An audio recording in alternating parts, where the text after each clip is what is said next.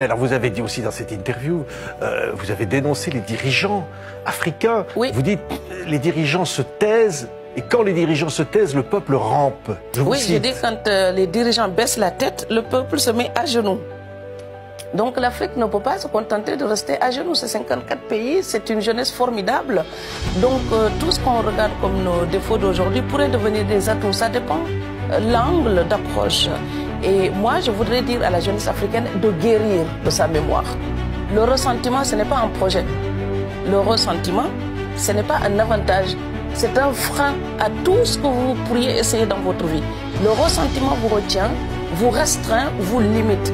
Donc, je voudrais que la jeunesse africaine d'aujourd'hui se dise ben, nous sommes à égale dignité avec n'importe qui d'autre.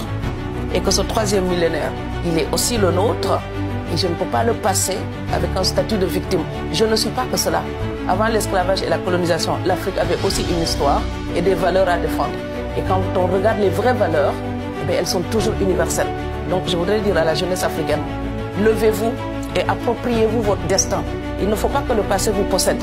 Possédez votre passé et créez votre futur. Oui, vous dites aussi à l'Union africaine, par exemple, vous l'accusez d'être silencieuse. Oui. Vous dites elle ne dit rien sur la question des réfugiés. Oui, et au fond, vous mettez en cause les dirigeants africains aujourd'hui. Mais oui, parce que moi, je ne les entends pas parce que je suis une fille d'Afrique. Et je voudrais aussi, quand il y a des tragédies, j'ai été parler souvent pour l'immigration. On m'invite tout le temps pour parler de l'immigration. Mais moi, qui je suis minuscule. Mais ceux qui ont les plumes qui signent les décrets, ceux qui nomment, ceux qui décident, ceux qui signent les contrats internationaux, ceux-là, moi je voudrais les entendre. Parce que moi, je suis impuissante. Mais eux qui décident. Moi je voudrais, quand il y a des tragédies, je voudrais les entendre juste dire la douleur de l'Afrique. Nous ne pouvons plus accepter cela. C'est quoi notre proposition? Parce que si nous n'en avons pas, eh bien, nos partenaires décident, hélas, pour eux-mêmes, mais aussi pour nous. Donc si vous ne choisissez pas, eh bien, on choisira pour vous. Et je voudrais que l'Afrique fasse entendre ses choix. Oui, vous dites au fond, je me considère comme libre. Ah, mais et c'est parce que je me considère libre que je le suis en fait, c'est ça au fond. Mais exactement, la liberté ce n'est pas une signature, ce n'est pas qu'une carte d'identité, c'est aussi un état d'esprit. La liberté, c'est une posture dans la vie, c'est une démarche, donc c'est une lutte quotidienne.